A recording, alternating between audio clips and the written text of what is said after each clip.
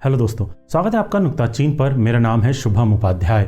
ये काली काली आंखें नेटफ्लिक्स की इस नई थ्रिलर सीरीज का ट्रेलर देखकर लगा था कि कुछ बढ़िया और नया देखने को मिलेगा। शुरुआती कुछ एपिसोड में मिला भी, लेकिन जैसे जैसे सीरीज आगे बढ़ती गई वैसे वैसे ये अपनी राह खोती गई और आजकल रिलीज होने वाली दर्जनों सीरीजों की तरह सपाट, उबाऊ और थ्रिल विहीन होती गई। इस सीरीज की सबसे खास बात है कि ऑब्सेसिव लव से जुड़े क्लीशेज और ट्रेड्स को सबवर्ट करती है, यानी कि सर के बल उल्टा खड़ा कर देती है। ऑब्सेसिव लव की कहानियों में आज तक जो काम नायक करता आया था उसे इस सीरीज में नायिका करती है, यानी कि नायक को पाने के लिए वो हर हद तोड़ने के लिए तैयार रहती है और जिन खराब परिस्थितियों से आज तक नायिकाओं को गुजरना पड़ा था उनसे इस बार नायक गुजरता है, यानी कि वो प्रताड़ित होता है, शादी के मंडप में जबरदस्ती बैठाया जाता है, गिड़गिड़ा कर लोगों से कहता है कि वो लड़की से प्यार नहीं करता, फिर भी उसकी कोई सुनता नहीं है। इससे होता यह है कि शाहरुख खान की डर, अंजाम और रांझना जैसी फिल्मों में हमने जो आज तक देखा हुआ है उसकी जेंडर स्वैपिंग हो जाती है और इस अप्रोच से कई दिलचस्प दृश्यावलियां और दिलचस्प डायनामिक्स हमारी नजर होते हैं जो कि शुरुआती एपिसोड्स में हमें बांधे रखते हैं। लेकिन बदकिस्मती से इस अप्रोच के अलावा इस सीरीज में ऐसा कुछ नहीं है जो हम पहले आई दर्जनों फिल्मों और सीरीजों में नहीं देख चुके हैं। किसी थ्रिलर में अगर थ्रिल यानी कि रोमांच की ही सबसे ज्यादा कमी हो तो इससे बड़ी आलोचना उस थ्रिलर की कुछ और हो ही नहीं सकती। खासकर ये सीरीज अपने आखिरी एपिसोड्स में खासी कमजोर साबित होती है और साफ नजर आता है कि एक अनूठे आइडिया को 8 एपिसोड लंबी रोचक स्क्रिप्ट में बदल पाने में इसके लेखक नाकामयाब रहे हैं। माना कि नायक सीधा साधा है और बुरे लोगों को हराने के लिए खुद बुरा नहीं बनना चाहता, या फिर उसके अंदर ही रिवेंज लेने की वो ताकत नहीं है जो कि सो कॉल्ड हीरोज में होती है।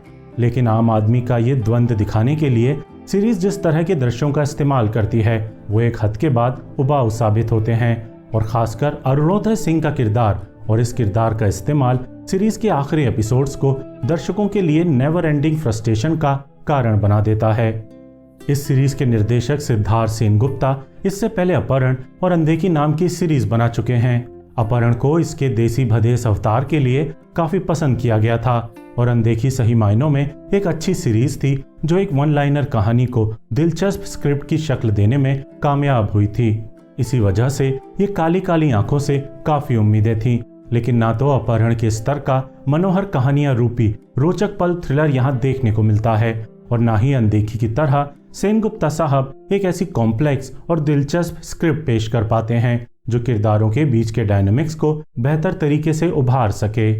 एक बड़ी कमी इसके पूर्वा नाम की खलनायिका को लेकर भी सामने आती है। शो का प्रमोशन तो ऐसे किया गया था जैसे कि पूर्वा नाम का ये फिल्म फटेल किरदार डर, बाजीगर और अंजाम वाले शाहरुख खान का फीमेल वर्जन होगा और अपना प्यार पाने के लिए ऐसी ऐसी चालें चलेगा कि हम दर्शक देखते ही रह जाएंगे। लेकिन असल में ये किरदार वन डायमेंशनल है और इसके हिस्से की सारी चालें और चालबाजियां असल में इसके पिता और भाई चलते हैं। पूर्वा बस एक ऑब्सेसिव गुड़िया का रोल निभाती हैं जिसमें कोई खास नेगेटिव शेड्स नहीं सिवाय इस बात के कि वो एक ऑब्सेसिव लवर हैं। मेरे हिसाब से ये इस सीरीज की सबसे बड़ी कमी है कि खलनायिका के पास ही करने को कुछ खास नहीं है। बाकी अभिनय सभी का सलीके का है और इसी अभिनय की वजह से आप आखिर तक सीरीज से सटे रहते हैं। खासकर सौरभ शुक्ला, आंचल सिंह, ब्रिजेंद्र काला और ताहिर राज भसीन की वजह से 8 एपिसोड तक ब्रिजेंद्र काला की ट्रेडमार्क एक्टिंग देखने में तो आहा मजा ही आ जाता है और जिनके कंधों पर ये सीरीज खड़ी हुई है वो ताहिर राज भसीन भी शानदार और सिंसियर अभिनय करते हैं और किरदार की पीड़ा को हर वक्त सटीक अभिव्यक्ति देते हैं। एक अच्छे इंसान के बुराई की तरफ बढ़ने के अपराध बोध को उन्होंने काफी इंटेंस तरीके से पेश किया है।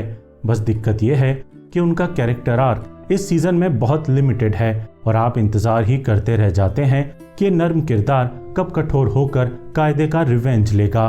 दूसरे सीजन तक इस कहानी को टालना कहीं से भी समझदारी भरा फैसला नहीं लगता है।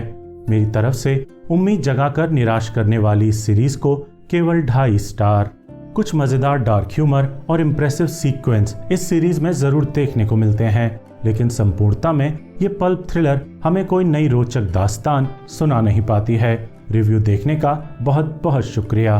चैनल को याद से सब्सक्राइब कर लीजिएगा। जल्द ही मिलते हैं एक नए रिव्यू के साथ।